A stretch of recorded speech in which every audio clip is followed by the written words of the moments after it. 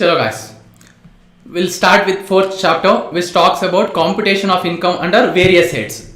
So in chapter 3 we saw, okay, what is the tax rate applicable to the assessee if he is having so and so total income.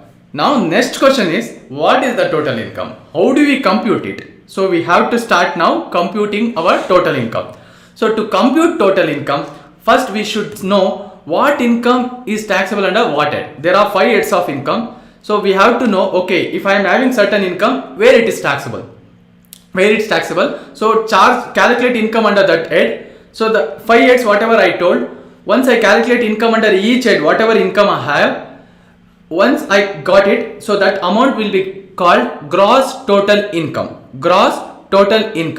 And from that gross total income, I can claim certain deductions under chapter 6a.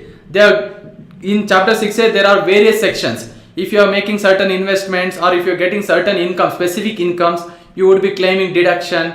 The limit is so and so, they would have mentioned there. So once we are done with heads of income, we would be studying, there is something called as clubbing of income and set off and carry forward of losses. We have to adjust that before calculating gross total income. Then we would be seeing the deduction chapter, that is deduction chapter under chapter 6a. Clear guys? We would be going step by step and I am going in order guys. You people can see. So in income tax also, section 1 will tell scope, title and applicability of the act. We have seen. Section 2 is definition, which gives me definitions. Section 3, previous year. Agree? So section 3 is previous year. Section 2 is definition. Section 1 was scope, then short title and applicability. Agree? Then 4, general charging section. Agree? Then 5, scope of total income. Then 6 is my residential status. Under this, subsections also are important guys. Under section 6, try to remember subsections also, mandatory. Then 7, income deemed to be received in India. Section 7, income deemed to be received in India. Deemed receipt I will tell. Deemed receipt. Okay. Deemed receipt. Then coming to section 8, which is not covered in your syllabus, it talks about dividend taxation, which is not covered in your syllabus. Section 9, income deemed to arise or accrue in India. Income deemed to accrue or arise in India. Then comes my section 10, which talks about general exemptions. Okay, so this is deemed arise or accrue.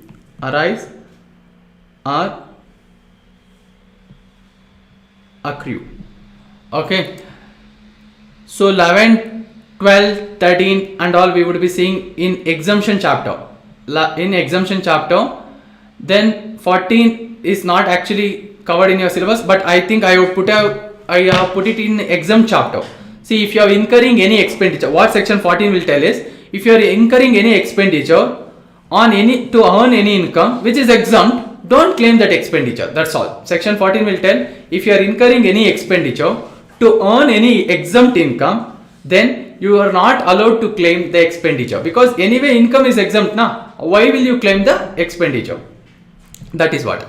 So from section 15, my heads of income will be starting. So whatever we will start from now is section 15, which is my heads of income.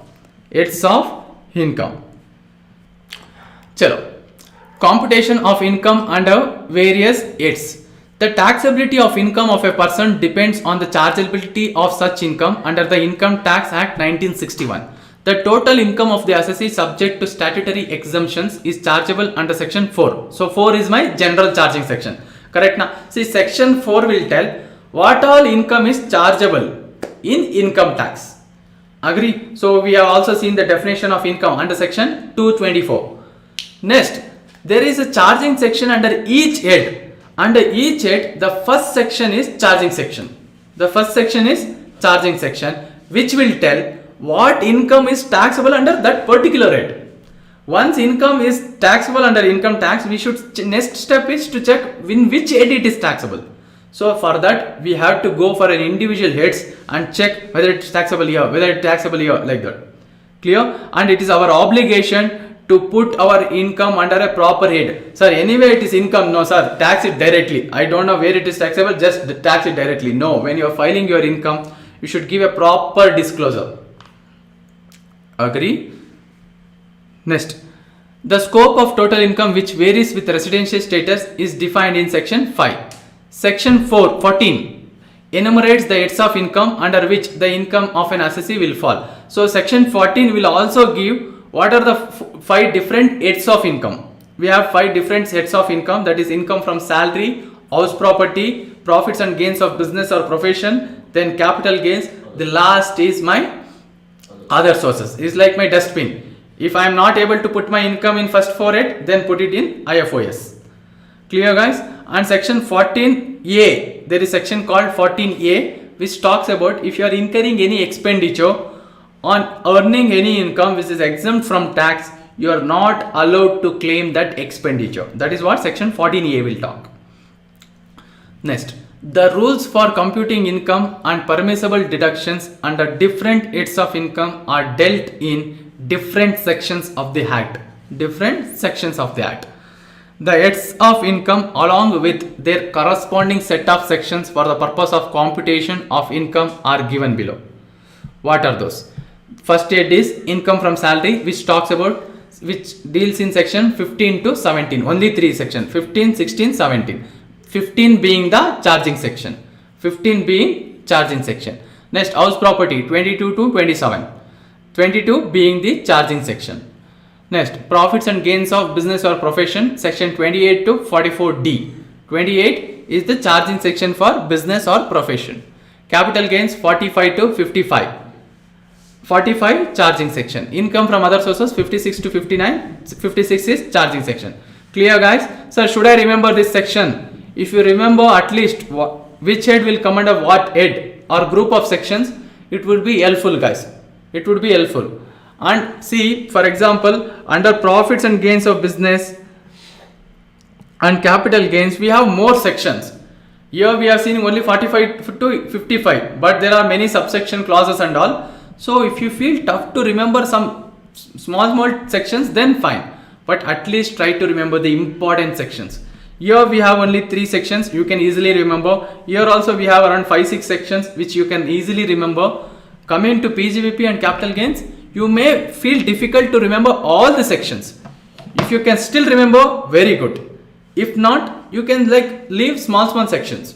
I will tell when we go to that particular chapter, I will tell what is very important which you need to remember. Like for example in PGBP, section 32 talks about depreciation.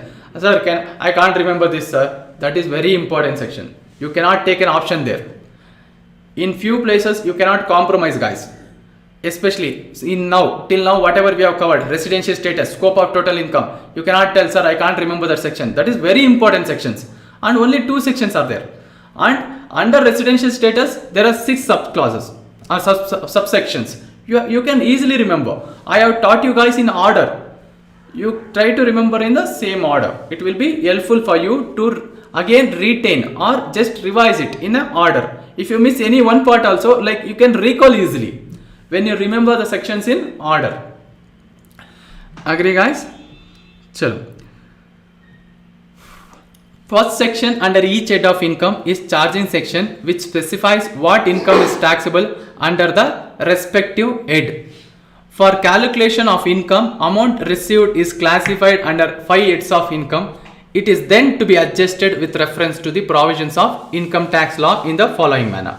So this is how I will calculate my total income guys. Even this calculation of total income, they have given some introduction in your first chapter. See, in first chapter you will not be knowing what is salary, what is residential status, what is this.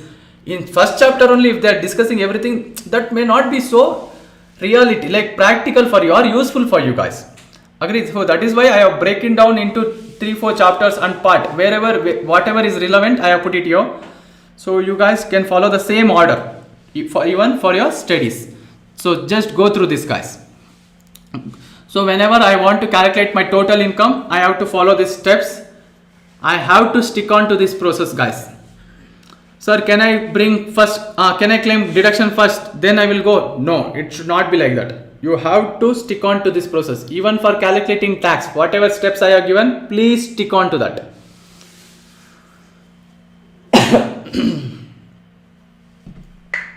Even from now, we would be studying the chapters in the same order, guys. Whatever I have put it here in this computation, we would be following the same order.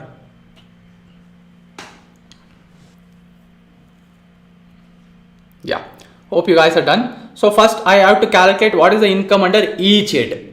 So we'll start doing, okay, how can I calculate my salary income under salary, house property, or business or profession, everything we would be computing individually. This will take long time for us to complete this 5 chapter. Once we are done with this, then we would be seeing some chapter called as exempt income, or income which do not form part of total income. So I would be doing that chapter after this. And if there is any income which is exempt, we would have reduced that year itself before we calculate our gross total income. Agree? And guys, in your study material, chapter 3 is which the exempt income or income which do not form part of total income. But I would be doing that only once I complete the heads of income, because only when you know what is income, then we can understand, okay, this income is exempt. Clear? And most of the cases, most of the exempts I have covered in the particular head, because certain income or allowances are exempt under salary head. So I would have covered those allowances or perquisite, whichever is exempt, in salary head itself. Whatever is left, which I have not covered in this heads, I will cover it in separate chapter, that is income which do not form part of total income. So you need not worry, in your study material it is covered in 3rd chapter. I am not skipping that chapter. I would be doing that once I have done with heads of income. Clear? Then once we are done with exempt income, we will be doing 2 small chapter which talks about clubbing of income and set off and carry forward of losses. So once we are done with that, after giving effect for clubbing and set off of losses, I would be getting something called gross total income. From that I can claim certain deduction under chapter 6A, which deals with section 80 series. Section 80 series, once I claim deduction there, I would be getting either my total income or taxable income. On this I have to apply tax rate. Agree, guys? So in the previous chapter, everywhere they had given this figure. It was readily available for me. Now my next task is to find out this. Clear? Once I have done with all this, we have one chapter called as computation of total income and tax liability. So we will revise entire syllabus, whatever we would have covered till that date. If you have missed any classes on if you have failed to study any chapter, then that may impact you in that chapter. Agree? Because when we are doing total income and tax liability, you should have the knowledge of all the classes whatever we have done till that day. Clear, guys? Even in your exam, there would be definitely one question on computation of total income. They may just ask total income or even tax liability also, depending upon the marks weightage. Clear, guys? Can we proceed? This is my plan for next around 10 to 15 days at least. To complete this, I will take at least 10 to 15 days, guys, to come to this figure, that is total income figure. Clear? Once we do this, there are some miscellaneous chapter like assessment procedure, then AMT, something called as alternate minimum tax and all is there. We will cover that in a short period of time. Chalo, guys. Shall we start? Are you people enjoying? Enjoy tax. Okay, when you enjoy, you will definitely love to study that subject. No one can force you to do that. I need not tell you, revise, study regularly. You will do it by yourself. Because tax is the paper which I love the most when compared to other subjects. Because this has more practical experience and application. Even in our personal life, we have to see this tax calculation, filing of returns and all. Once we are qualified, even assume we are not getting qualified, still we will work now, we will be getting salary. In that case, we can at least plan our tax and file our return. At least for that sake, we would be learning. And moreover, for academic purpose, if I want to clear these exams, we have to study it, at least forcefully. Yeah. Chalo, guys. Income from salary, which talks about section 15 to 17. Sir, how do I compute a taxable salary or my salary income under that income from salary? So this is my format to calculate the income under that salary. So what is that? We will see. Basic pay. So there will be something called as basic pay, which every salary person or employee would be getting. Dearness allowance is something which the employees will get to meet the increased cost of living. Increased cost of living. Then bonus, commission and all you would be knowing. So all these items are fully taxable. Then city compensatory allowance. Now I was working in Mysore. They have transferred me for Bangalore, where cost of living is more. So they are giving something called as city compensatory allowance. Okay, you are incurring more cost. Rent is more in Bangalore. Cost of living is more. So we are giving 5,000 or 10,000 extra. Agree? So this is called city compensatory allowance. Then medical allowance. See guys, this thing, whatever I discussed till now is always fully taxable. Sir, any exemption, deduction is available for these items? No. Next, there are certain other perquisites, allowances which the employee would be getting in different situations. Agree? So in those cases, we need to see there are certain exemptions given in income tax. We have to see whether exemption is applicable. If yes, what is the amount of exemption? The balance would be taxable. So assume I have received 10,000. As per income tax, 5,000 is exempt. Balance 5,000, I should take it here. So only the taxable part should be coming here in respect of allowances and perquisites on which I can claim a certain amount of exemptions. So whenever government is or income tax department is giving us the exemption, deductions or any benefit, they would have restricted something. Agree? You can claim maximum, you can claim this much, or else only if you are satisfied this condition you can claim the amount of exemption or deduction. So we will learn that exemptions and deductions under salary chapter once we finish this format. So next we will get gross salary. Once I add up all this, we would be getting gross salary. From gross salary I can claim 3 deductions guys in salary chapter. This 3 deduction is exclusively for salary chapter. Sir, you told some deduction in chapter 6 and you are doing now only. These deductions whatever we would be seeing is only applicable for the assessee who is having salary income. Whereas that deductions is applicable for everyone. It is open for everyone. And each section will tell for which assessee it is applicable. Some sections are applicable only for individual, some is applicable for all assessee, some sections are applicable only for company. So we would be seeing that when we go to deduction chapter, that is under chapter 6A. Clear guys? So if we are seeing any deduction or exemption under a particular head of income, then that is applicable only for that particular head. Agree? Clear? Next. So every salaried employee or assessee will have a standard deduction of 50,000 guys. 50,000. So irrespective of your salary income, you can always claim this amount as standard 50,000. Sir, I have my salary income itself 40,000. In that case you will claim only 40,000 because there is no question of having loss under the salary head. No doubt, if you are appointed as an employee of the company, company may suffer loss. But you can never suffer loss under salary head. Clear? Sure. Entertainment allowance, we can claim deduction if I am satisfying certain conditions. What are those conditions we will see later. So I can claim deduction. Then profession tax. Profession tax is a tax paid by the employee to the state government to giving the for giving the profession in that particular state. Actually government will not give any employment, but still whatever employment opportunity we have got in that particular state, wherever we are working, we have to pay a profession tax. In Karnataka 200 per month. Agree? So whatever you have paid in the form of profession tax to the state government, you can claim deduction on that. Only if it is paid by you. If it is paid by the employer, then first we should include in salary, then you can claim deduction.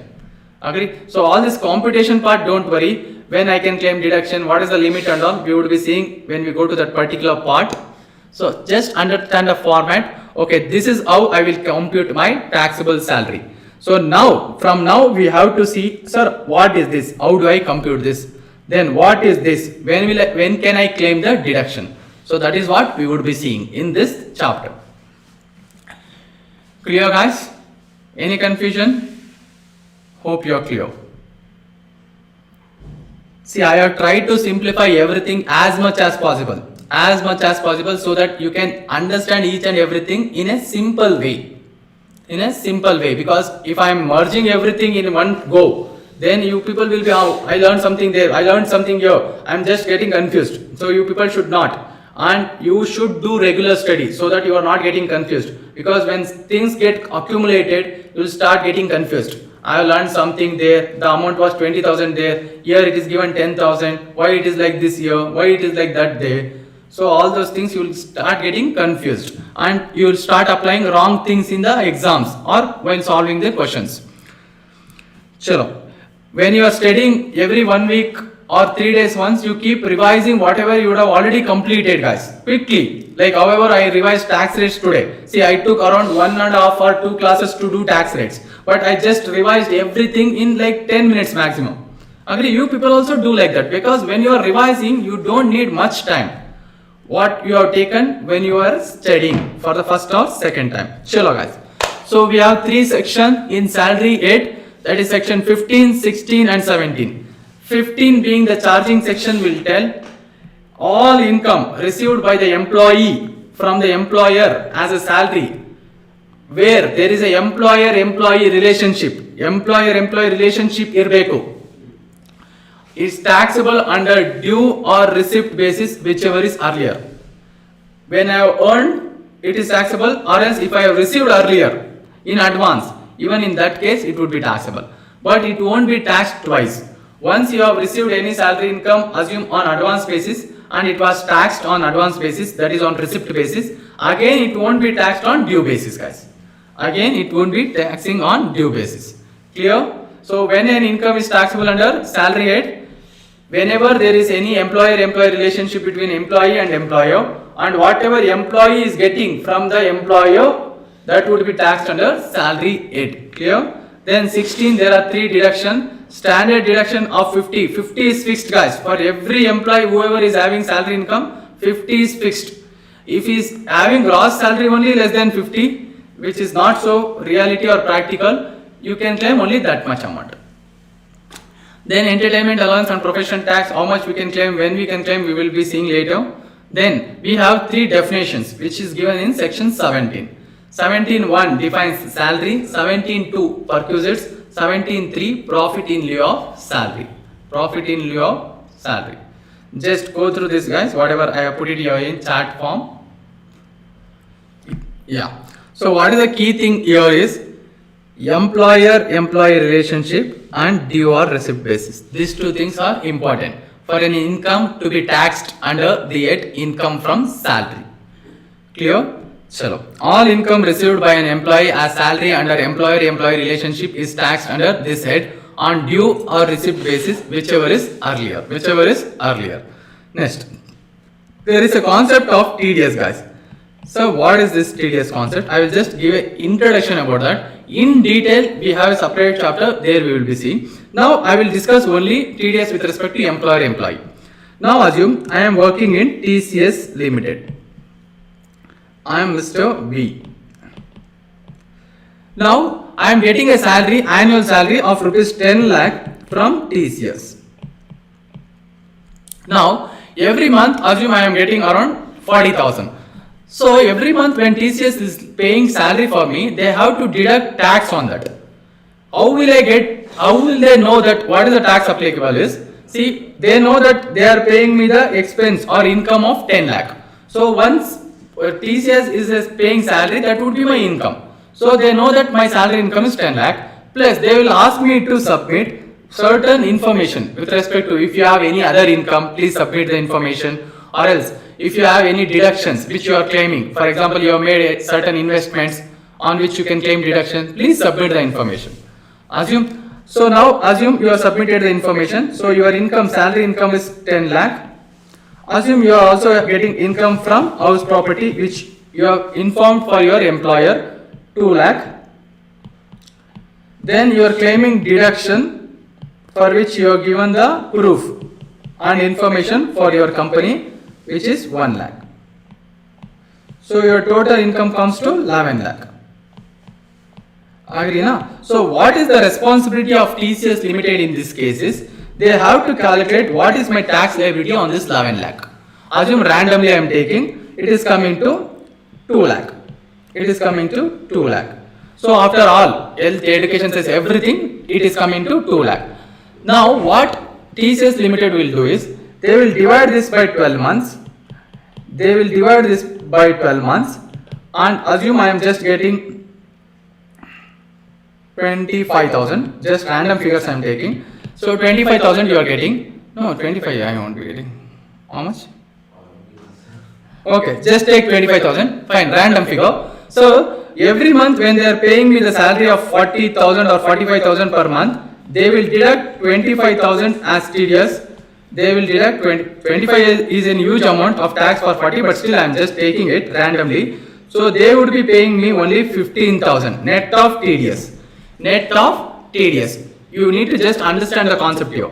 So they would be paying me only 15,000 net of TDS. Sir, then 25,000 poita? No. That 20,000 is like the TCS Limited, they have deducted TDS from my income and they have remitted to the government on behalf of me. It is like I have paid 25,000 every month to the government in the form of tax. Clear? Any confusion? No. So better it would be like 80,000. Assume 80,000. So here it would be 55. 55. Fine. So here I would be getting a net salary after TDS 55,000. Clear? Clear guys? Just I am taking the random figures to explain the concept. Now they have totally deducted how much TDS throughout the year? 2 lakh. 2 lakh. Now sir, what is the effect of this? See, assume at the end of every year you have to calculate your tax liability and file your returns. So assume at the end of year you just got that, okay, my tax liability, I claim certain more deductions. Now I got to know that my tax liability is only 1.5 lakhs after claiming some more deductions. So but already I have paid 2 lakhs to the government in the form of TDS. So reduce this. So balance 0.5 lakhs, that is 50,000 you can claim as refund. You can claim as refund. Assume vice versa. Sir, I have already paid in the form of TDS 2 lakhs, but actually my tax liability came to 3.5 lakhs. 3.5 lakhs. In that case, you have to pay to the government balance 1.5 lakhs. You have to pay to the government 1.5 lakhs when you are filing your returns. While you are filing your returns. See, some companies follow this procedure, that is, whatever tax liability of the employee is there, they will divide it by 12 months. Some company may do it quarterly. So they will divide it by 4. At the end of each month, each quarter's month is there now. So they will deduct the TDS. Or else some company will also follow the last 3 months deduction. That is, they will deduct TDS only in the month of Jan, Feb, March. It is left for the employee to follow whatever is convenient for him. But most of the company would be deducting every month, month-wise. Clear guys? Any confusion? Next, sir, how will the employee know that, okay, this much TDS has been deducted from my salary? So once the employer is deducting 25,000 every month from the salary of employee, he should give something called as Form 16. Form 16 to the employee telling, sir, your salary income is this much. So your tax liability will come to this much, and every month I am deducting a TDS of so and so amount, and I have deposited to the government as on this date. Based on this, you can Form 16, whatever Form 16 your employer will give to the employee, based on this, you will file your returns and pay tax. You will file your returns and pay tax. Chalo guys, understood? So based on Form 16, I will file my return. And there I will show like TDS whatever is already deducted from my employer as a credit, and balance if there is anything I will pay. If not, I will claim the refund. Clear guys? Chalo. TDS concept completely we will discuss when we have a separate chapter for that. Now, employers must withhold tax compulsorily subject to section 192. So this deduction of TDS is given in section 192 for salary income.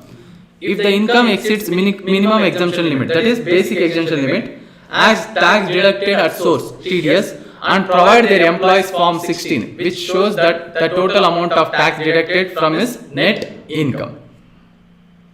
Fine. Chalo guys. The question whether a particular person receives the income is in his capacity as an employee or not has to be decided from the facts of the each case. Sir, now whatever I am getting some income, but I am just confused whether that is a salary or something else. So in that case, we will discuss in what all cases you might have confusion, which is also important for your exam, especially two cases which I will tell. So in certain cases, I might have confusion whether my income is salary or something else. So that clarification I would be giving in this now.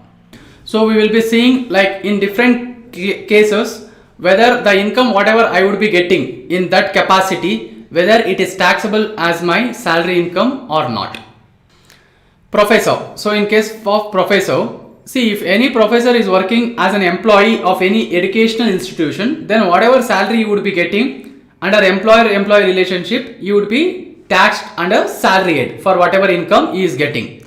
Whereas if he is getting any revenue or income for invigilating or as an examiner, then in that case, sir, is it taxable as salary income? No, it would be taxed as income from other sources, because like being an examiner or invigilator may not be mandatory for us. If I want, I can opt out also.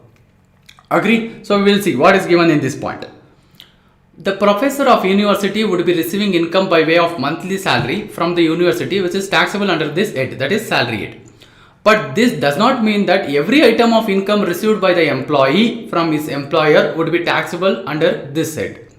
Thus, income by way of examinership fees received by a professor from the same university in which he is employed would not be chargeable to tax. So whatever would not be chargeable to tax means under this head, not completely. So what is the examinership fees? Okay, under this head, but must be taxed as income from other sources. That is the last head. This is because of the fact that essential condition that the income in question must be received for services rendered in the ordinary course of employment, whereas examinership is or invigilation is not conducted in the ordinary course of my employment. If it is there in the terms of agreement only, like whenever there is an exams, you should work as an invigilator or examiner, then whatever I get might be taxed as salary income. But there is no in some cases there won't be mandatory provision for some employees or some teachers or faculties. In that case, whatever they are getting the examinership fees, they would be getting in addition to their salary actually. Salary whatever it's been fixed, they would be getting 50-60,000 per month. Plus this is additional income. Agree? Next. So this is because of the fact that the essential condition that the income in question must be received for services rendered in the ordinary course of employment would not be fulfilled in case of examinership fees. Clear? Next, director. So there are different kinds of director. Managing director, full-time director, part-time director. So we would be seeing different types of directors. In that case, sir, for whatever director receives from the company, is it taxable? It depends on the employer-employee relationship. Whether the director is an employee of the company, first we should check. Because all the directors may not be the employee of the company.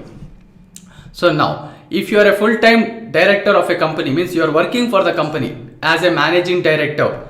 In that case, whatever you would be getting as a salary from the company would be taxable under the salary income. Sir, what about the director fee or sitting fee we will call? If the director, if they just go and sit in the meeting and come back, they will get something called a sitting fee. That is just for sitting in the meeting, they will get some sitting fees or director's fee. Sir, where it is taxable? In that case, they are not working in the capacity of employee. They are working as a capacity of director, which is purely managerial. In that case, whatever director fee you would be getting or sitting fee you would be getting is taxable under the head income from other sources. Clear? Sir, what about the salary income? If you are a full-time director, that is managing director, then in that case, whatever salary income you would get is taxable under the salary head. A director of a company may, in some cases, be an employee of a company, where there is a specific contract of employment between him and company. The fact that the same person has dual capacity in his relationship with the company does not mean that he cannot be taxed under this head. He is working as a dual, he is director as well as the employee of the company. So being an employee, whatever is getting is taxable under this head. Even every item of income arising to such a director who is also an employee of the company, example, a managing director or other whole-time director, by virtue of his employment would be taxable as his income from salary. As is taxable income from salary. Guys, even in company law you would be seeing there is a restriction. You cannot act as a managing director in more than one company, two company. There is a restriction. That is why, see, when you are working as a managing director, you are like restricted to the same one company. You cannot be a managing director of 5-10 companies. Clear? Thus, income by way of remuneration received by a managing director would be taxable in his salary income, whereas the income received by him as a director fee, or we can also call it a sitting fee, in his capacity as a director for attending the board meeting would be accessible under the head income from other sources. So director fee would be taxable under IFOS.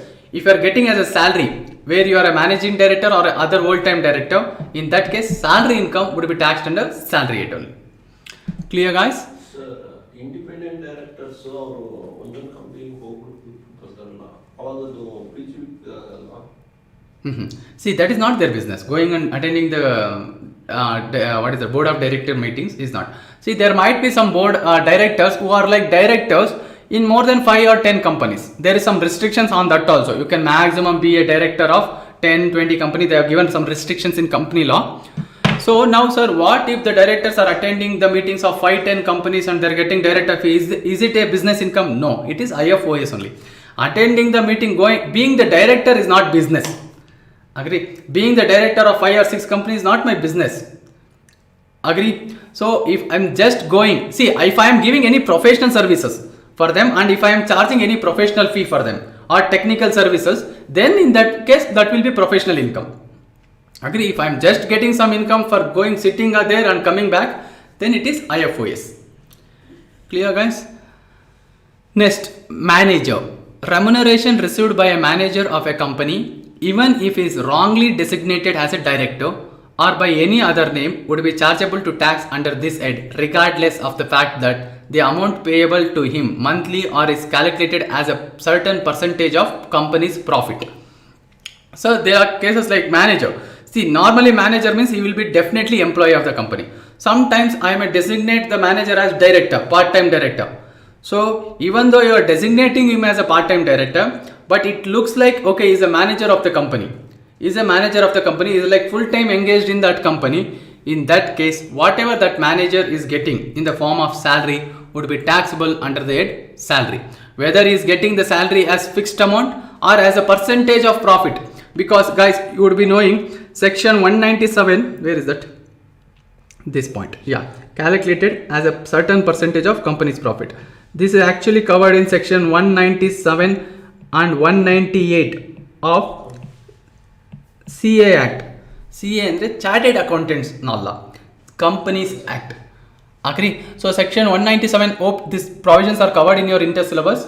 Okay, so in section 197 and 198 we would be seeing like what is the maximum limit on which we can pay as a remuneration to the manager or director in the form of remuneration, as a fixed percentage of company's profit, that is actually given in 197. 198 will tell how do I calculate my profit to calculate the remuneration for the director or manager. Clear, guys? There is some maximum limit. You can pay only 3%, 5%, 10% depending upon how many managers you have or directors you are. So this is how you people can connect and study the subjects. Next, partner of a firm. Sir, if partner of a firm is getting any salary, remuneration or any bonus, commission, anything from the partnership firm, what it is? Is it a salary income? No. Why means, see, when I am receiving anything from my partnership, is there any employer-employee relationship between partnership firm and partner? No. Agree? Because I am the one who is the king there. Agree? I may declare how much ever salary I want. So in that case, whatever salary or remuneration which the partner is getting from partnership firm in any form, that is taxable for the partner in the head profits and gains of business or profession. That is business income. It would be business income. Clear, guys? salary paid to a partner by firm is nothing but appropriation of profit. That is, whatever profit they have earned, they are just dividing it among the partners. They may use any name. They will share of profit, they may tell salary, they may tell bonus, commission, interest, they may give it any name, but whatever the partner is getting from the partnership firm, it's completely taxable under the profit and gains of business or profession. For share of profit, certain exemption is given. We will see that when we go to exemption chapter. Yeah. Salary paid to partner firm is nothing but appropriation of profit. Any salary, bonus, commission or remuneration by whatever name called due to or received by a partner of a firm shall not be regarded as salary but has to be charged as income from business. So whatever partner receive, it would be income from business. It is because of the fact that relationship between the firm and its partner is not of employer and employee. There is no employer-employee relationship.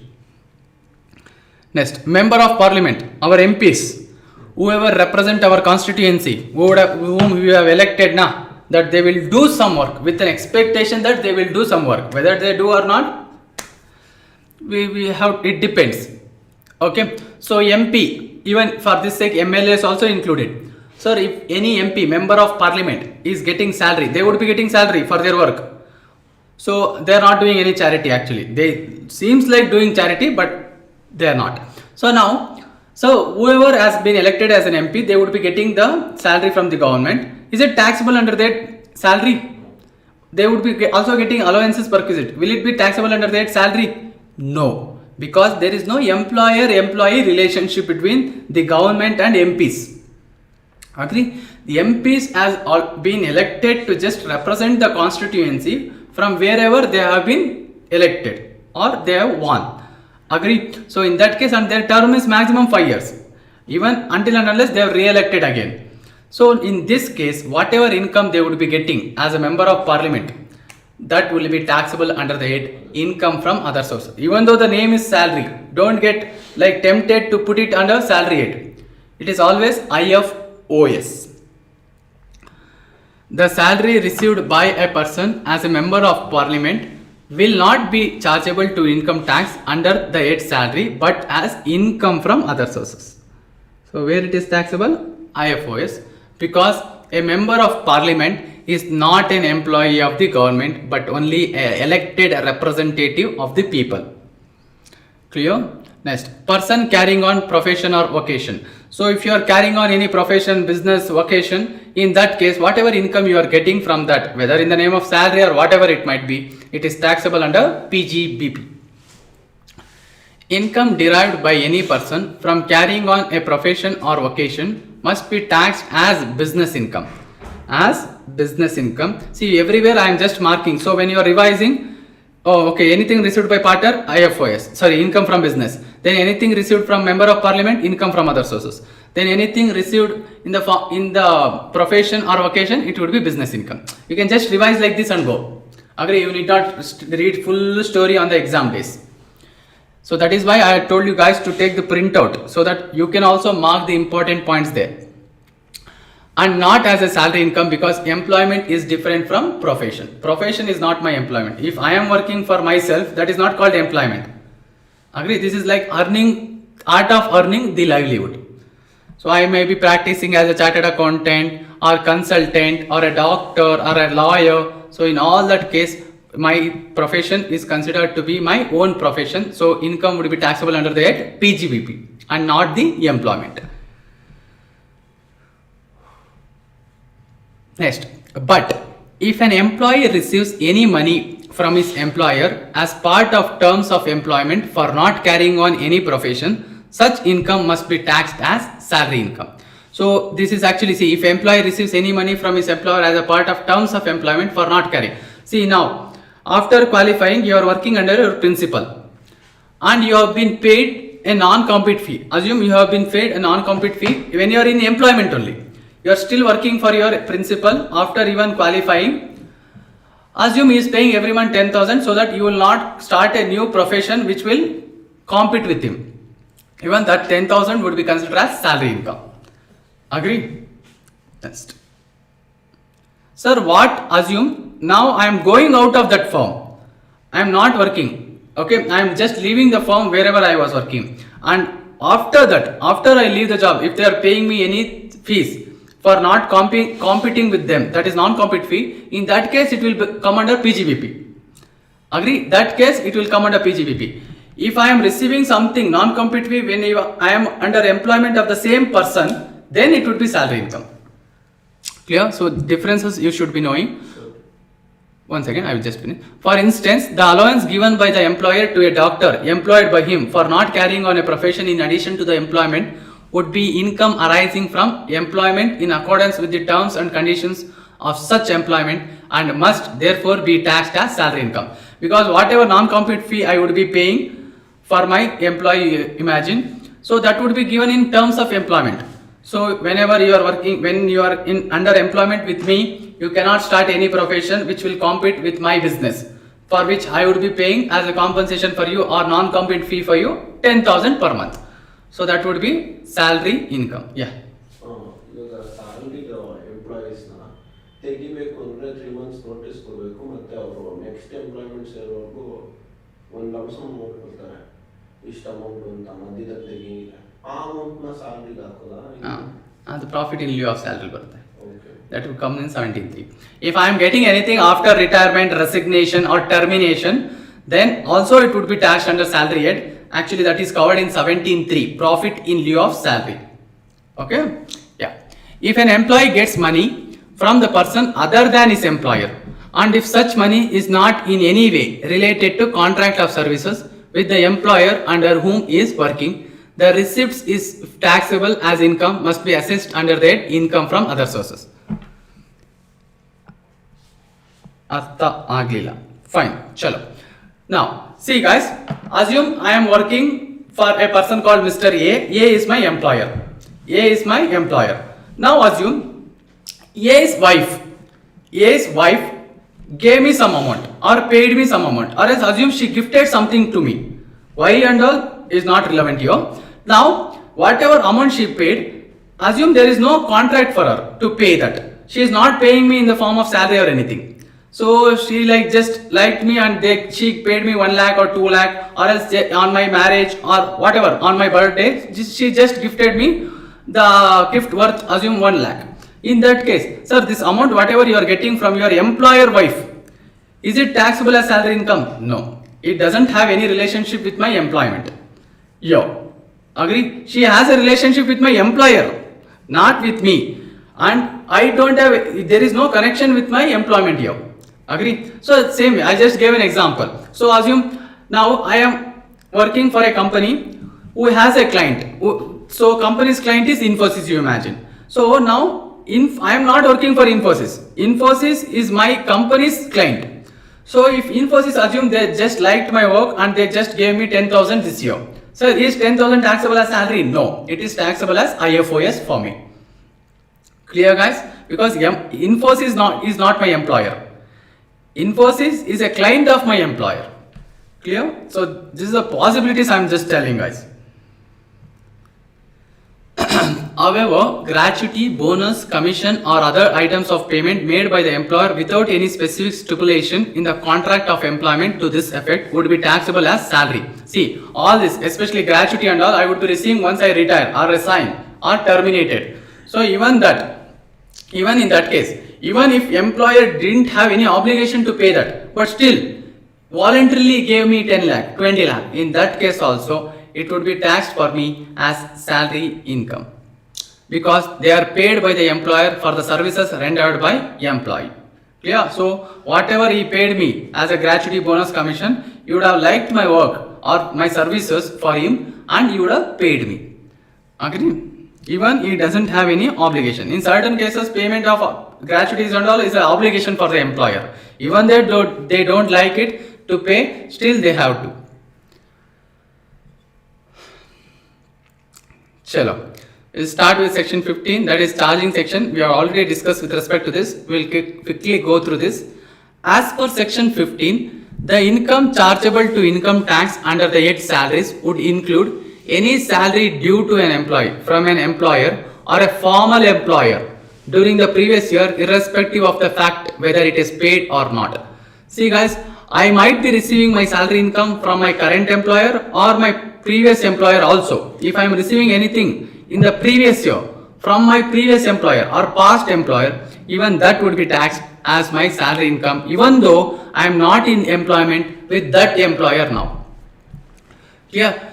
So, and salary is taxable on due or receipt basis, whichever is earlier. So, assume I am earning a salary income of 50,000 per month, every month. But from last 3 months, my employer has not paid because he doesn't have any revenue, so he didn't pay. So, does it mean that it is not taxable for you? No, it is always taxable. Agree? Irrespective of whether you have received it or not, it is always taxable, salary income. Next, assume after 3 months, assume in next month he is paying the salary of all last 4 months. Will it be taxable again? No, it is already taxed now on due basis. It won't be taxed again on receipt basis. Therefore, it is only logical to note that if it has already been taxed on due basis, the same cannot be taxed again when it is paid or received. Similarly, if a salary which was paid in advance, if it has already been taxed in year of payment, it cannot subsequently be taxed when it becomes due. Assume guys, today, this month, I would be getting like every month 50,000 salary, but I am in urgent need, there is some emergency. So I asked my employer to pay next 3 months salary now only. Next 3 months salary I requested him to pay now itself. So he has paid it. So in this case, in this financial year, what would be my salary income? 50,000 into 15 months. 12 months of this year, plus assume I have received salary for next 3 months of next year. In that case, what would be my salary income? 50,000 into 15 months. Sir, what about next year? Next year only 9 months salary would be taxed, guys. Because for next year's 3 months, already I have paid tax in the current year only on receipt basis. Agree? So again on due basis, they will not be taxing me. Clear? Next, arrears of salary paid or allowed to the employee during the previous year by or on behalf of the employer or former employer would be chargeable to tax under the previous year in cases where such arrears were not charged to tax in any earlier year. Sir, what is arrears? Assume I am working in a company from last 5 years where my salary has not been revised from last 5 years. So this year they are revising retrospectively from the beginning of first year. In that case, so from last 5 years, assume my revision is I am getting like 2 lakh. Plus from today I would be getting revised salary. So whatever 2 lakh for past experience or past employment I would be getting is called arrears of salary. That is actually taxed when you have received it. If it is already taxed in the past year, don't take it. If it is not taxed, take it in the current year when you receive it. Clear? Salary received in advance. I have given example for this. Where salary is received in advance by an employee which is chargeable to tax as and when it is received, although the salary is not due to him. It may not be due. I am receiving salary this month for next 3 months of next year. In that case, even though it was not due, the employer didn't have any obligation to pay for me, but still he gave me. In that case, it is taxable on receipt basis. But in order to ensure that there is no double taxation of the same item of income in the hands of the same employee, the explanation to section 15, which is a charging section, specifically provides that where an item of salary income received by an employee in the advance is taxed as and when it is received, it should not be again be charged to tax when it becomes due to the assessee. So whatever salary I have received for 3 months in advance, that would be taxed in this year. Again, when it becomes due for the employer in the next year, he will not be paying me. Or should I pay tax on that amount on due basis? No. You already paid tax on receipt basis. Again, you need not pay tax on that same income on due basis. Next, basic criteria for a salary income is employer-employee. This is very important. You may get MCQ question. Next, even on the due or receipt basis, income under that salary is chargeable to tax and as per they will give receipt basis, due basis, receipt or due whichever is earlier, receipt or due whichever is later. So this might be your options. So please be careful. Read question always completely, guys. Because as soon as you read the first option, you may feel first is correct. but you have to choose the most appropriate answers once. Sometimes. Agree? So be very careful.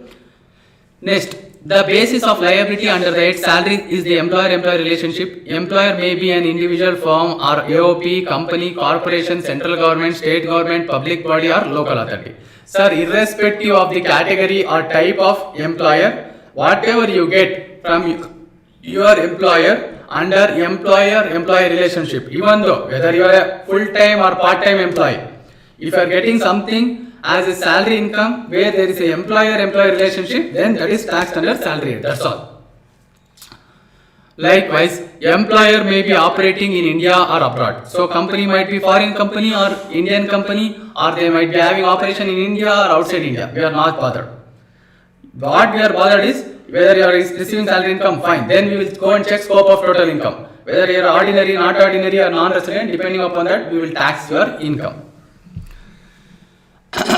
Next, likewise, employer may be operating, that is done. The employee may be full-time employee or part-time employee. All this will not have any impact on my calculation, guys.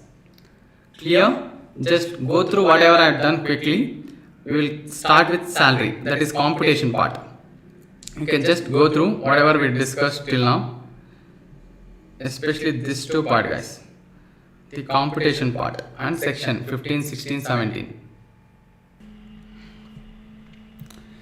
In these points, whatever I have given here, you can just remember the key points. Means in the what case, under what head it is taxable. You can also make your own points, guys. So make your revision easier as much as possible from now itself. Dual capacity of director. Could you please explain it, sir? See, you will be acting as an employee as well as a director. Agree? Because when you are attending the board of directors meeting, you will be called director. Agree? So you would be acting in a capacity of director.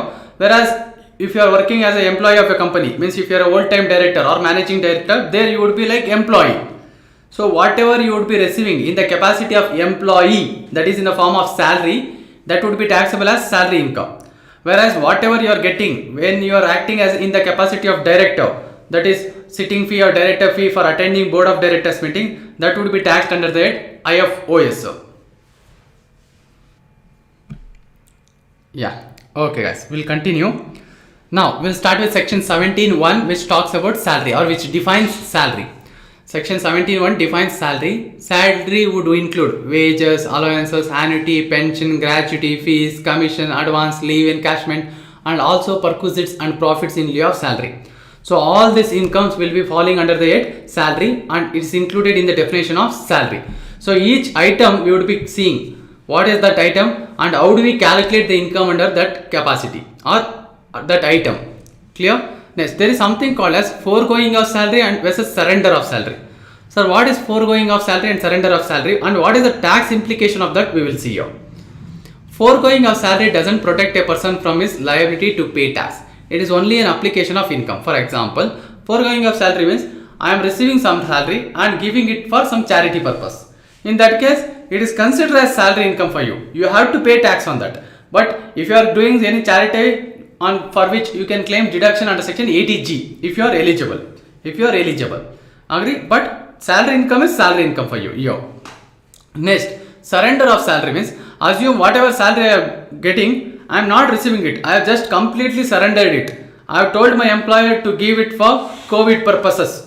To meet whatever COVID related expenses is there for the government, they can just meet it out of my salary income. I won't be receiving it at all. I have other sources of income, I have enough money, I will enjoy with that. So my salary full, give it to the government. Agree? In that case, it is called surrender of salary, which is exempt from tax, which will not be considered as your salary income. So whereas if a person surrenders the salary as per the requirement of voluntary surrender of salaries, it is exempt from tax. Clear? See, for example, now for a government employees, our state government, they told like at least something like 2 days salary or something was deducted for the COVID purposes. Agree? So to meet the COVID expenses of the government. So in that case, that would be considered as surrender of salary. Means government did like, okay, every employee should voluntarily contribute. Like it was an obligation for them, for the employees. There was no option for that, but still that would be called as surrender of salary. Akshay has a doubt. Employee received salary from his former employer in the previous year 1920, but the income has been accrued in the year 1890. On what basis it is taxable, sir? Sir, if it is accrued in 1819, is it taxable in 1819 is the first question. If it is already taxable, then it won't be taxed again in 1920. If it is not taxed in 1890, then it would be definitely taxed in 1920. Clear? Even in case of arrears of salary, only if it is not taxed in the past, we will be taxing it when it is received. Clear? Clear, Akshaya? Next, allowances. Sir, what is allowance? There are two things which we will be learning in this chapter. One is allowances, the other one is perquisites. One is allowances, the next one is perquisites. Sir, what is allowance? Every month or every day or for a period, my employer is giving me the amount or a fixed amount and asking me to incur for some specific purposes. For example, medical allowance, education allowance, or travel allowance, or conveyance allowance, daily allowance. All this, like, he is giving every month fixed amount, and that is for a purpose. Okay, I need to use that amount for a particular purpose. Or house rent allowance to meet my house rents. Agree, if I am staying in a rented house. So this is the case of allowance. So usually, normally allowances are taxable, guys. Whatever allowances my employee will get from the employer, it is taxable. Certain allowances exemption has been given in Income Tax Act. So what are those items and what is the amount of exemption? They have specified in specified sections, certain sections. We would be learning that anything other than those items on which exemption is given, anything over and above that, it will be taxable. Clear? So there is some allowance for which exemption is not given, will always be taxable. Will always be taxable. Clear? So now, sir, what is perquisites? See, perquisites, it may not be in monetary form. It may not be in monetary form. For example, my employer may give me the car to use or house to use for my residence, or else any other asset to use. Understood? Or else my expenses he is meeting. My expenses, my personal expenses he is paying. That is all called perquisites. So it is actually in the form of non-monetary benefit, or else I can tell benefit in kind. So employee is getting some benefit from the employer in kind. Clear? Or reimbursement of expenses is also covered in perquisites. For example, assume I have incurred for my medical expenses 20,000. Now I have already paid it. Now my employer is telling, okay, you had suffered so and so problem, so I would be reimbursing that whatever medical expenses you have incurred, that is due to our employment pressure, stress and all. So I would be giving you 20,000. I will reimburse that. So in that case, that is actually called reimbursement, which will again be considered as perquisites. Which is again considered as perquisites. So this, in this case, I can tell it is a monetary. So I am receiving a cash in the form of reimbursement. Clear? Akshaya, are you clear with whatever doubt you asked? Allowances. See guys, whenever you ask a doubt, if I have answered it, please do tell whether you are clear or not. If you are not clear, you can ask me counter question, whatever doubt you have further. An allowance is defined as a fixed amount of money given periodically. So it is a fixed amount of money given periodically in addition to the salary for the purpose of meeting some specific requirements connected with the service rendered by employer or by way of compensation for some unusual conditions of employment. Clear guys? So what is unusual conditions? Assume I am just transferring you for some hill area in I am putting you for work in Jammu Kashmir border where the risk is more. So I am paying you more. Higher the risk, higher the return. So I am putting your life in threat. So I am giving you the more salary. Agree? Or in the form of allowance, hill area allowance. There is something called as hill area allowance or top border allowance. I will give it for you. Agree? Next. And it is paid in the form of fixed periodical payment. So monthly. Usually it will be monthly. Or sometimes quarterly or yearly also. Some allowances. It is taxable on due or accrued basis. Fine. These allowances are generally taxable and are to be included in gross salary unless a specific exemption has been provided in respect of allowances provided under the following sections.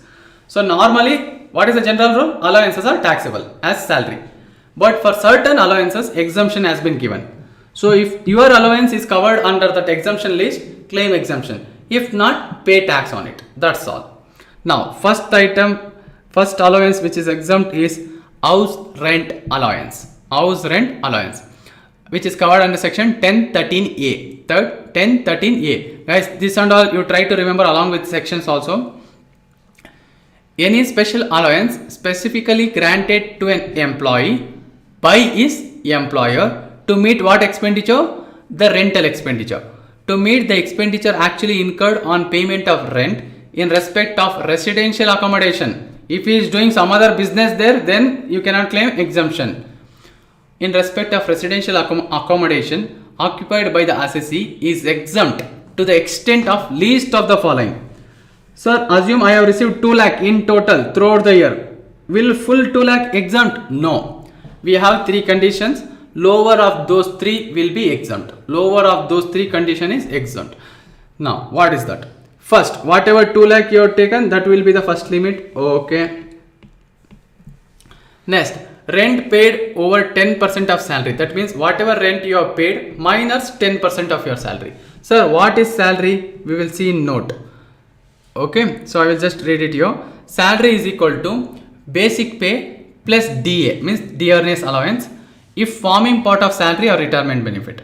So that would be given in agreement, means whatever employment agreement would be there, it would be there. And in your exam, they would have given in the question, DA, forming part of retirement or salary benefit. Clear? Next, commission, if it is expressed as a fixed percentage of turnover. See, usually commission and DA is always fully taxable, guys. We are not talking about the taxability of DA and commission here. We are talking about the taxability of HRA. To calculate what is the taxable amount of HRA, how much salary should I take? We are seeing here.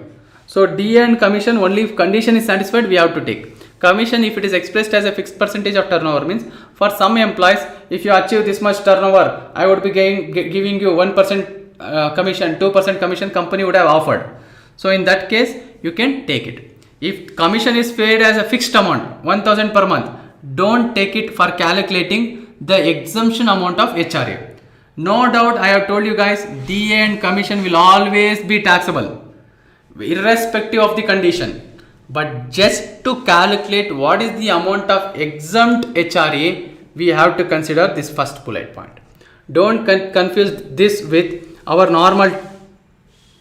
What happened? So don't get confused with our normal calculation here. See, here my commission and DA will always be included. My commission and DA will always be included. So to calculate what is your taxable allowance with respect to HRA, then to calculate taxable allowance, we should know what is the amount which is exempt.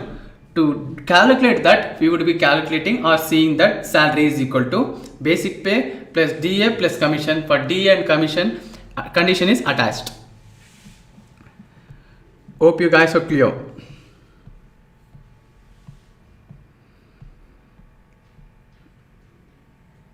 Yeah. So try to understand each and every provision, guys, as it is, because there are so many cases or so many things where you may get confused. Instead of applying one thing, you may apply some other thing, because see, in different situation we treat different items in a different way. Agree? So in each case you should be clear, very clear. Okay, what will I do here, or how will I calculate under each situation? Chalo. Next, the third condition.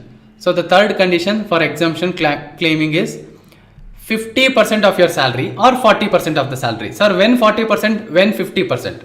So 50% of salary is if you are having a rental home in CDMK. CDMK means Chennai, Delhi, Mumbai, Kolkata. Okay. See, in Tamil Nadu we have DMK, we have Anna DMK. Next we will be starting Chinnamma's DMK. You know who is Chinnamma? Forget, don't worry. Okay. So now CDMK is the short form to remember, which are called metro cities actually. Even in Bangalore, metro is going on and is not yet completely completed, and we are not yet called as metro city. Agree? Even though there is metro in Bangalore, we are not yet declared as metro city. So only Mumbai, Kolkata, Delhi, Chennai. Clear, guys? So if you are staying in a rental home in this cities, not full state, I will take only those cities. Then in that case, you have to take 50% of salary. In all other places, it would be 40% of your salary. I will just read the point. An amount equal to 50% of salary due to the assessee in respect of the relevant period where such accommodation is situated at Mumbai, Kolkata, Delhi and Chennai. See, they have used the word relevant period. Relevant period means only for the period during which you are staying in a rented house. Sir, last year for full 12 months I received HRA, but for 6 months I was staying in my own house. Can I claim exemption? No. Next, sir, for another 6 months I was staying in rented house. Only for that period you can claim exemption. Even for claiming this 40% or 50% of salary, you should take only that 6 months salary, guys, not the whole year salary. Hope you guys are clear. So relevant period means only here also they have used the word relevant period. So even actual amount, assume I am staying only for 6 months. So in that case you are supposed to take 1 lakh here, because balance 1 lakh is fully taxable. Exemption is available only if you are paying rent and staying in a rented house, not in your own house. So where the accommodation is in any other place, Please guys, be careful here, because they may give state name. If they just give the state name, I cannot conclude that okay, 50% is applicable.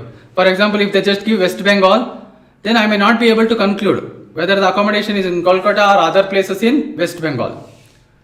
So they will specify clearly in the question. So accordingly you follow. If they are not given the city name, then give an assumption and do it. Chalo. Next, second bullet. Relevant period means the period during which the said accommodation was occupied by the assessee during the previous year. So when you are occupying a rented house, only that period is called relevant period. Exemption is not available for the assessee who lives in his own house for which he doesn't pay any rent. This condition was added later. Actually, this was not there in the act, because assessee started claiming HRA exemption by staying in their own house, telling that I am paying rent for my father, mother, that, this and all. So that is why they told, if you are staying in your own house, then you cannot claim rent. Means you should actually be paying rent. See, here they are told rent paid minus 10% of salary. If rent paid is 0, then rent paid minus 10% of salary is 0. So amount of exemption is 0. Agree? Because least of the ABC would be the exemption for you. Next, house rent allowance provided to High Court and Supreme Court judges during their service period is exempt from income tax. Yeah, chalo. Hope you understood. So High Court and Supreme Court judges, whatever HRA is being provided for them is completely exempt, guys. You need not calculate the limits and all for them. Sir, what if the rent paid is less than 10% of salary? If rent paid is less than 10% of salary, don't take negative figure here. Don't take negative. If you are getting negative figure here, assume it to be 0, then you can't claim any exemption. That's all. You cannot claim any exemption. Only if these figures are positive, okay, you can claim some exemptions.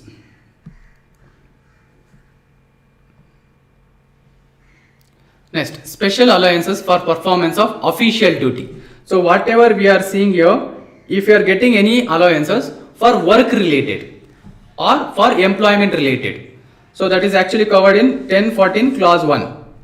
So what is that, we will see. These allowances are specifically granted to meet expenses wholly and exclusively incurred in the performance of official duty.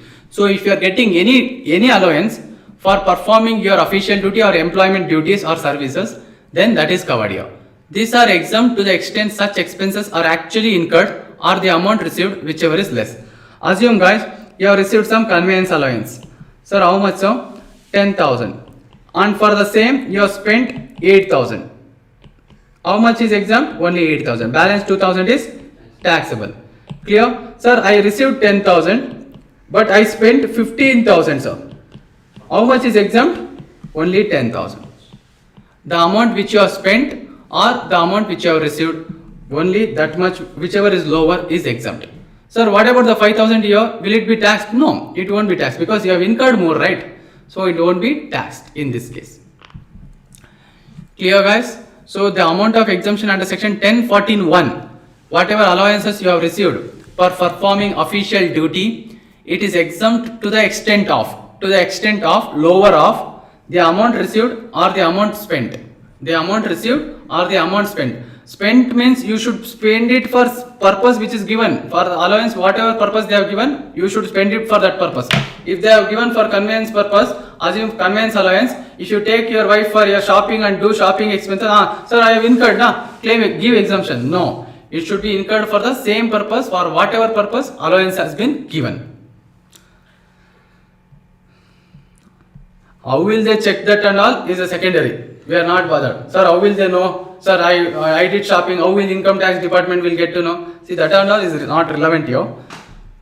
Chalo, that will be taken care by your employer because employer is more bothered about that, not income tax. They want tax, that's all. What are the allowances? These allowances are traveling and conveyance allowances, daily allowance, helper allowance, research allowance, uniform allowance, etc. So now assume your employer has given uniform allowance for you, but you went and shop on some good blazer, jeans pant, t-shirt and all, and you wearing for your office. Will your employer allow it? No, definitely will not allow it. Agree? Next, taxable allowance is equal to actual amount received minus actual amount utilized. And if this figure is negative, nothing would be taxed. If this figure is negative, nothing would be taxed. Next, allowance to meet personal expenses. Section 1014 clause 2. Now, whatever is covered in clause 2 is, if they are giving me any allowance, means if my employer is giving any allowance to meet my personal expenses. Agree? Chalo. Girlfriend maintenance expenses, wife maintenance expenses, or allowance if you are getting, then all those allowances will come here, will fall here. Special allowances granted to an assessee either to meet his personal expenses at the place of duty or to compensate for increased cost of living. Allowances which are granted to meet personal expenses are exempt to the extent of amount received or the limit specified, whichever is less. Sir, what is the limit specified? We would be seeing. So in this case, what is the amount of exemption against allowance which I can claim is the amount which I have received as allowance or the amount which is given in this table, whichever is lower. Here we are not bothering about how much you have spent. Here there is no question of your expenditure. Clear, guys? Whereas in 1014(1), sir, is this dearness? See, dearness allowance will always be taxable. See, there is no exemption given here. See, there might be some other allowance which I would be giving for you to meet the increased cost of living. For example, I told you city compensatory allowance. Or assume I would be giving in some other name. DA is fine. DA is normally given to meet the increased cost of living. Over and above that, assume I am giving some other allowance. Even that would be covered here. If exemption is given here, you can claim exemption. For DA, there is no exemption given here. For DA, it is not at all covered in this table. That means it is fully taxable. That's what I told you. If any exemption is given for allowance, then only you can claim. If it is not given, then it is fully taxable. Sir, motor vehicle allowance. Motor vehicle allowance is not covered in exemptions, but transport allowance is covered. Or traveling allowance is covered. Yeah. Now, in this table, we will be seeing what is the exemption given for different allowances if it is given to meet your personal expenses. Tribal area allowance. Now, assume you have been appointed to work in some tribal area. So, for that, you would be getting some extra amount in the form of tribal area allowance. So, which area it should be? Specified area of Madhya Pradesh, Tamil Nadu, Uttar Pradesh, Karnataka, Tripura, Assam, West Bengal, Bihar, Orissa. See, you need not remember, in that state, where is the specified area, where is the tribal area. So you need not worry about that. If by chance in the question, if they ask this, just give exemption 200 per month. Try to remember the states at least, roughly. Fine. Next, children education allowance. To meet the education expenses of employees' children, rupees 100 per month per child, up to a maximum of 2 children. Sir, can I have only 2? No, exemption is for 2. Agrees, huh? Next, they are bringing that also, population control bill. I don't know when it will be implemented. Hostel expenditure allowance, to meet the hostel expenses of employees' children. So this is the maximum exemption is 300 per child per month, and maximum 2 children. Maximum you can claim only for 2. Sir, I have received for 10 children. Maximum exemption you can claim only for 2 children. Twins ಆದರೆ ಅದು ಇಲ್ಲಿಲ್ಲ, ಅದು ಬೇರೆ 10-5 ಬರುತ್ತೆ. So sir, what if it is twin, that and all don't bother here. There is given which provision, that provision is applicable only for section 10(5), which would be seeing in a exemption chapter. Chalo. Next, transport allowance, expenditure to meet commuting between place of work and residence. So what would be the exemption? 3,200 per month only for physically challenged. Sir, what about me? Are you physically challenged? No. That means no exemption. If you are physically challenged, 3,200 per month you can claim. Yeah. Next, allowance for transport of employees. See, what is covered here is completely different. What is covered in this point is those who are working in transport companies. Those who are working in transport companies covered in 5th point. Allowance granted to employee working in a transport system to meet his personal expenditure while performing duties, provided that such employee is not in receipt of daily allowance. So the employee who is working in transport system or company can claim this exemption only if he is not receiving daily allowance. Daily allowance is covered in clause 1 here. Clear guys? So now, so what is the amount of exemption, sir? 70% of whatever allowance they have received, or 10,000 per month, whichever is less. Sir, why is this given? See, normally whoever is working in transport system, they usually will be, most of the time they would be on road, especially these lorry drivers and all. They will be traveling from state to state, from border to border. So for them they would be getting some allowances because they will spend day and night in lorry only. In some time they will keep on traveling. Normally in night time, during daytime they will just park the lorry somewhere and they will sleep off. Agree? So they will have food, everything outside only. So to meet those expenses, they would be given an allowance. Clear? So that allowance, 70% of that allowance or 10,000 would be, whichever is less would be the exemption. Clear guys? So in case of 10 to 14(2), what is the amount of exemption? This is the amount of exemption. If you have received less than this, then whatever you have received is exempt. Sir, but I have spent more than this, less than this.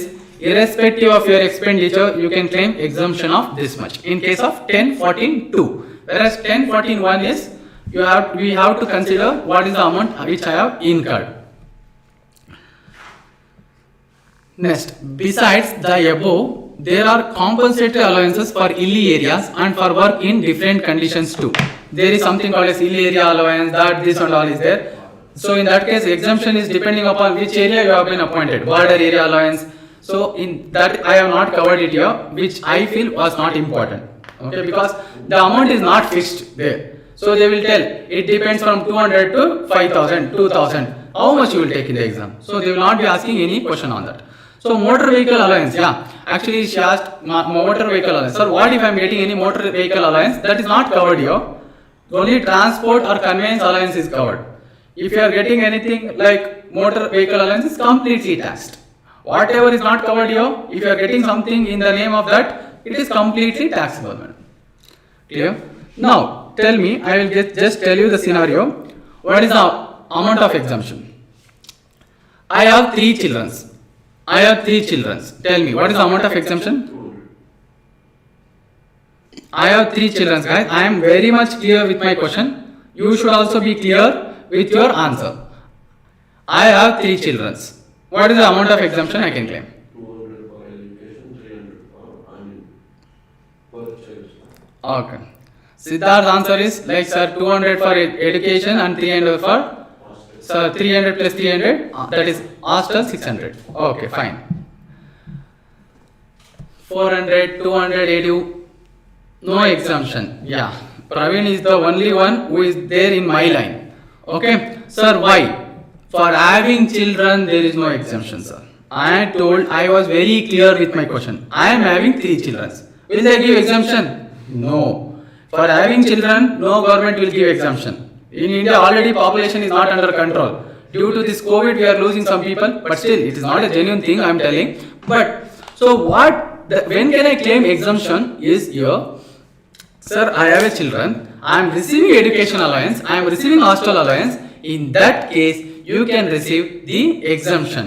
That is 100 per child, maximum 2 child per month. Agree? Sir, see, if I just trust the government,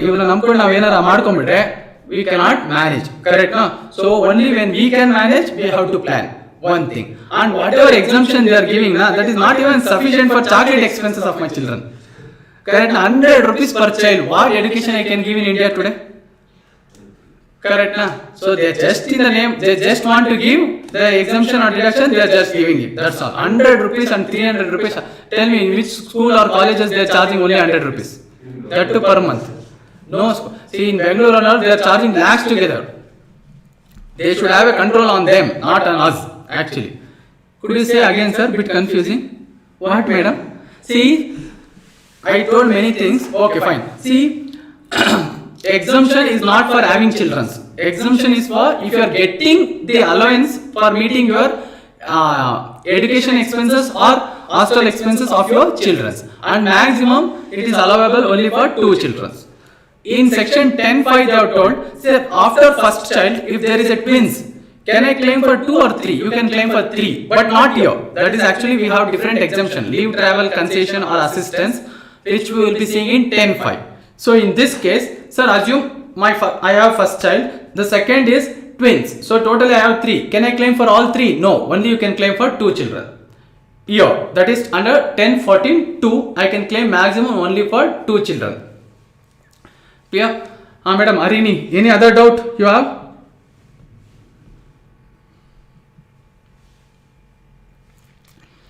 Fully taxable allowances. What are the allowances which is fully taxable? Dearness allowance, additional dearness allowance, dearness pay, then fixed medical allowance, tiffin meal allowance, servant allowance, non-practicing allowance, warden allowance, proctor allowance, deputation allowance, overtime allowance, other allowances like family allowance. Okay, sometimes I may get that also. Family allowance, project allowance, marriage allowance, city compensatory allowance, dinner allowance, telephone allowance, and so on. For some employees may, like some employees are crazy, they may give different allowances also. Chalo, understood? So in all these cases, whatever allowance I am getting, other than for what exemption has been given, it is always fully taxable. Clear? Next, fully exempt allowances. There are some fully exempt allowances. What are those? Allowances paid to High Court judge or Supreme Court judges, whatever allowances it might be. Allowances provided to government employees outside India. Allowances if it is paid by government employees outside India. When we were discussing section 9. What is section 9? Income due to accrue or arise in India. We have seen. So if any salary has been paid by government to an Indian citizen working outside India to the government, whatever salary is paid, it is deemed to accrue or arise in India. But allowances and perquisites given for those people is completely exempt. That is what we saw there. Correct? Section 9.1. Income deemed to accrue or arise in India. It is covered here. Agree? Next, allowances paid by UNO to its employees is not taxable. Clear, guys? So this we are seeing here fully taxable allowances and fully exempt allowances. So there are certain partly taxable allowances which we have covered here. In point 1, 2, 3, that is house rent allowance, allowances which is received to meet official duties, and the last one is personal expenses. Allowances received to meet personal expenses. Sir, civil service ಅವ್ರಿಗೂ ಇದೆಯಲ್ಲ ಅವ್ರದ್ದು works accepted ಇದೆ. Government. ಅದೇ.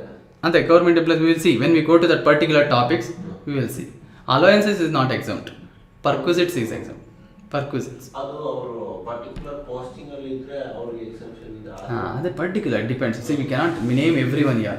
If you are in, if you are a dean, if you are a district collector, all those things are covered. So for your level, no worries. Yeah, chalo guys, we'll come to problems. We'll do 1 or 2 problems today on whatever topics we have discussed. Then we will close. Perquisites will start tomorrow.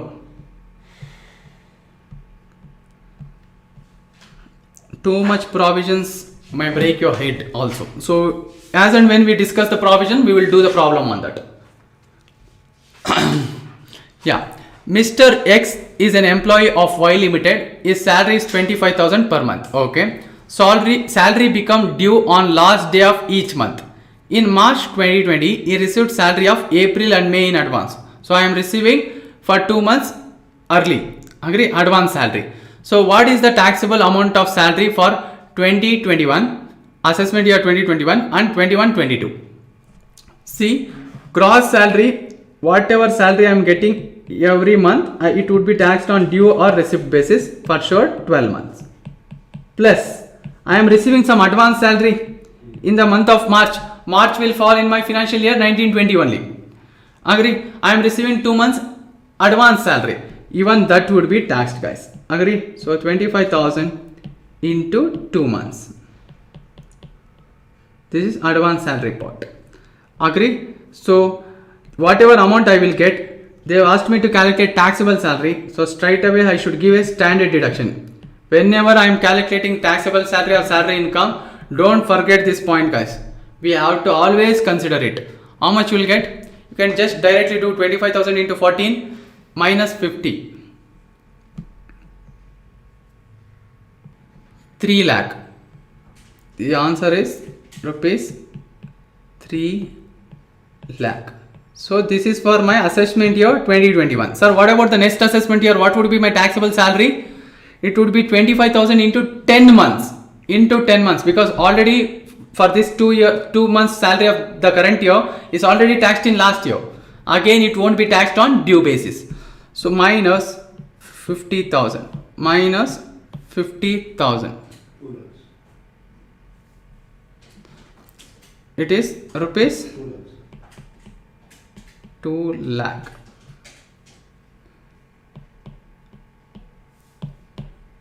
Siddharth, charging down in the laptop.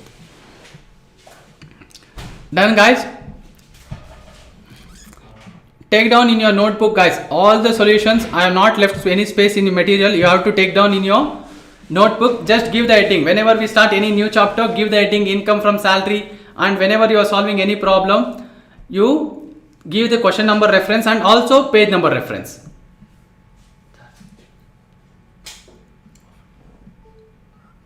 Yeah, fine, guys. Clear? Next question. A joins the service in a grade of 10,000, 1,000, 15,000, 2,000, 25,000 on 1/8/2015 at a salary of rupees 13,000. Compute taxable salary for assessment year 2021. See, what this actually means is, this is actually called pay scale. Pay scale means if you are joined for a work with the salary of 10,000, once you complete every 1 year of experience or employment, you would be getting 1,000 additional increment until your salary reaches 15,000. Once your salary reaches 15,000, you would be getting a hike of 2,000 per year. Agree? Next, up to where? Up to your salary reaches 25,000. Agree? Understood? Any confusion? So that 1,000, 2,000 stands for yearly hike. Once you complete a complete year of service, you would be getting that much hike. Clear, guys? So compute taxable salary for assessment year 2021. So I will just see, okay, on 1st August 2015 he joined. They've actually given that he has joined with the salary of 13,000. Agree? So from 1st August 15 to 31st July, what would be his salary? 13,000. Once he complete 1 year, you would be getting 1,000 extra. So it would become 14,000. Again, once he complete 1 year, you would be getting 1,000 extra, that is 15,000. After that, if he is completing 1 year plus 2,000. Agree? So it would be 17. Then again, if he is completing 1 more year, you would be getting 19. So where will my previous year fall, guys? In between these two. My previous year. Agree? So what is my previous year? 1920. So what would be my salary, taxable salary, guys? It will be cover year and year. Agree? So April, May, June, July. For 4 months it would be 17,000 and for balance 8 months it would be 19,000. Slightly zoom it, sir. Yeah, sure. Agree, guys? Any confusion? So first I should see what is his salary in the previous year 1920. In previous year 1920 and calculate accordingly.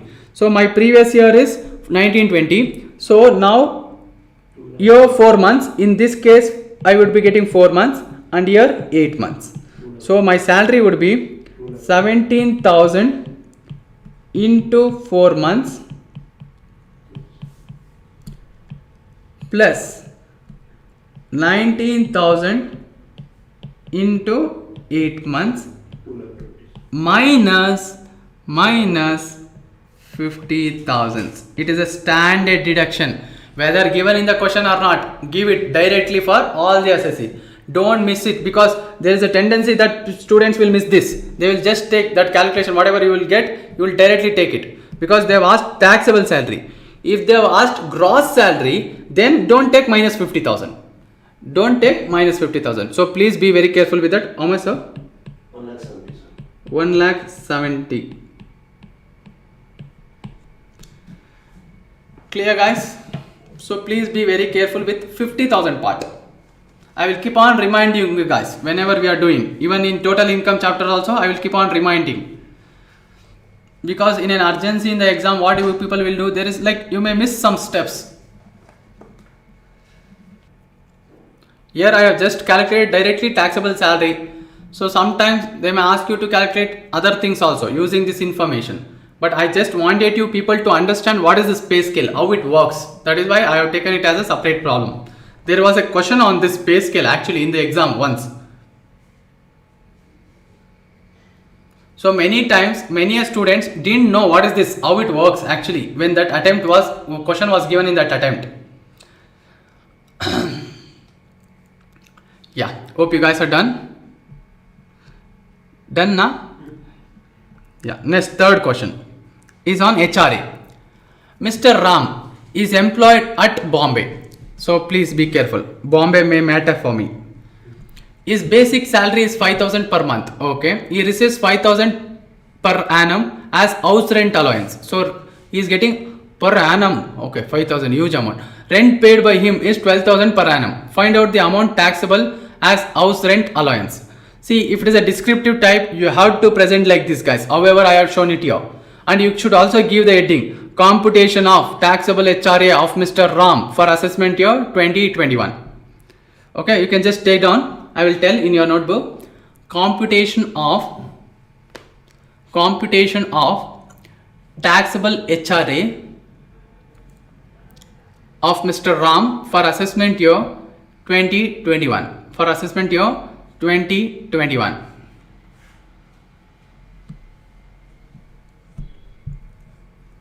For assessment year 2021. Underline that. Under that we will do this. First listen here, guys. Then you can take down. So HRA received how much? 5,000 straight away per month. Correct now? So sorry, per annum. Per annum. Next, actual HRA. So least of the following is exempt. Agree? So actual HRA is one of the condition. Because you can maximum claim what you have received. You cannot claim more than what you have received. That is why the intention is they have kept in least of the following. One of the condition would be whatever you have received. Most of the cases, wherever we will be calculating exemption, most of the cases whatever you would have received might be one condition. Because they don't want you to claim more than what you have received. So rent paid minus 10% of salary. So rent paid is 12,000 minus 10% of what is your salary per month is 5,000. So 5,000 into 12 into 5%. Give me the answer. Into 10%. No, 10% of salary. Sorry. 1 second. 1 second. I will just do it again. So rent paid is how much? 12,000.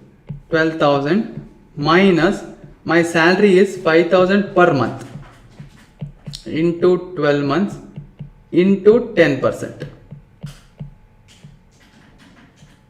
Into 10%. How much, guys? Amount? 6,000. 6,000. Then 50% of salary. Why, sir? 50% of salary? 40% ಇದೆಯಲ್ಲ. See, why did I take 50%? That is why I marked the city name here. Okay, Bombay is nothing but Mumbai. Correct now, guys? So your 5,000 into 12 months into straight away apply 50%. Hope you understood why did I take 50%. So that is why when you are reading the question, please be alert.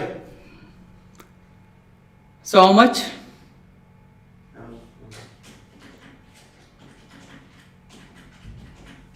30, sir.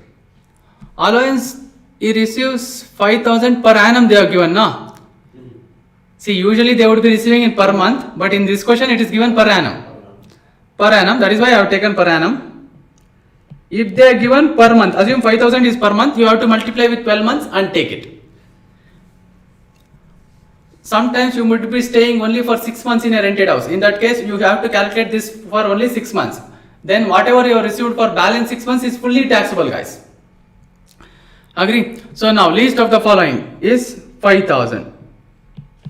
Least of the 3 is 5,000. So taxable HRA is 0. Taxable HRA would be 0. Clear? Yeah, correct, Arini. So taxable HRA is 0. I cannot tell tax is also nil because he will definitely have other incomes also. Here in my question, what they are asking is only to calculate taxable HRA. So I cannot conclude anything on tax amount. So what is his name? You have just kept dot as your name. Sir, I didn't understand why multiply by 12 months. Salary is given per month, na? His salary is given per month. You can observe. See, here I have included this question just because you should know. While you are reading the question, read it carefully. Because some amounts are given per annum, some amounts are given into 12. That is per month. So wherever it is given per month, I have multiplied with 12. Whereas other amounts, for example, HRA received is directly given per annum. So I have taken 5,000. Even rent paid is given per annum. I have directly taken 12,000. That is why. Or else if they had given that for per month, then I would have taken even into 12 for that. Even I would have considered 12 months for that. Clear? Akshaya, sir, explain surrender and foregoing of salary concept. See, foregoing of salary means you are receiving salary and giving it for some purpose. So where you would not be giving any exemption for salary chapter. Whereas you can claim deduction under section 80G. 80G talks about donations. If you are giving any donations for charity purpose and all, you can claim deduction there. Sir, what is surrender of salary? Surrender of salary means, see, I am doing some voluntary surrender. I am not at all receiving. I am not at all receiving some salary. I am directly my salary is going for some specific purpose like voluntary contribution. In that case, whatever I would have surrendered salary, that would not be taxable for me as salary income. Clear? Government only. See, usually I would be surrendering salary for government. If you are surrendering salary for your wife, then for your children and all, that will not, you can't claim exemption. Some people may tell that also. I have surrendered my salary completely for my wife. Can I claim exemption? No, sir. Harini donation. I think you just mentioned the point, whatever I explained. Could you please explain the figures in question 2? Yeah, I will explain. Yeah, chalo. Question 2 figures are, sir, A joins for a work on 1st August 2015 for a salary of 13,000. Okay, so he is in this lab now. He is in this lab. When he joined, that is 10,000. So now, once he complete every years of work or employment, he would be getting 1,000 hike until his salary reaches 15,000. So once he joins, he will be completing 1 year on what date? So 31st July 2016. His salary would be till that day 13,000. Once he completes on 31st July, from next day his salary will be 14,000 per month. That is 13,000 plus 1,000 extra. Hike or increment we will call it as. Then again once he complete one more year, you would be getting 1,000 additional hike, which would be your salary would be 15,000. So once your salary reaches 15,000, you will fall for this slab. Agree? So after receiving 15,000, whenever you complete one year of service, you would be getting 2,000 extra hike or increment. So your salary will increase by 2,000 per year. 15,000 is per month only, but I am telling hike is for a year. So 2000 hike whatever you would be getting only when you complete 1 year of service. Complete year of service. So your monthly salary will be increasing by 2000. So next it would be 17,000. If you complete one more year, it would be 19,000. So my previous year for exam is 1920. It will fall between these two, that is 17,000 and 19,000. So here if I take how much it will come, April, May, June, July, 4 months. So for 4 months I would be receiving 17,000 and for balance 8 months I would be receiving 19,000. Agree? Clear, so?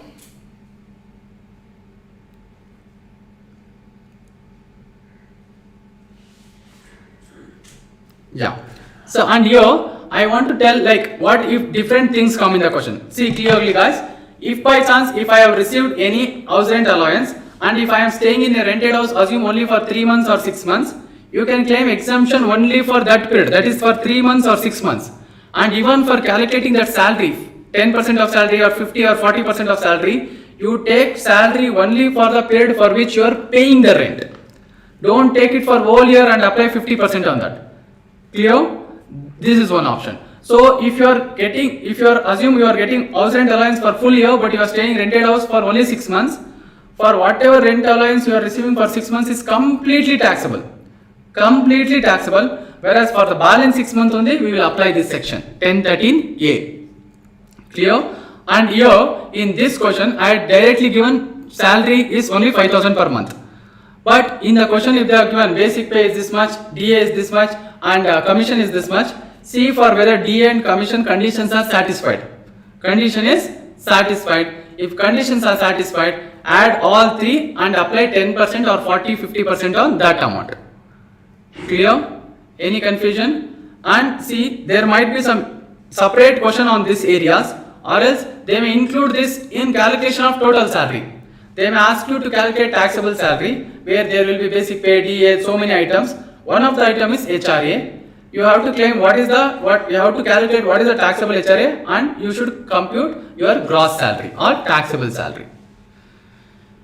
Clear? For Bombay exemption, should we give note? No, why will you give note? I think there is no necessity to give note. If you want, you can just tell, okay, as Bombay is covered in our metro cities point, 50% has been considered. If you give, it's fine, but I feel here it is in this question it is not necessary. Chalo guys. So we have covered with respect to allowance whatever is there. We have still so many things left in our salary chapter, that is perquisites, profit in lieu of salary, pension, gratuity, leave encashment, everything. We would be seeing that on Monday. I will remind again, Monday class timings will be from 6 to 10 guys.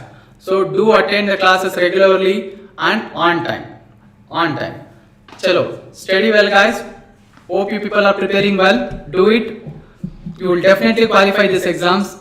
So bye, see you, take care, happy week.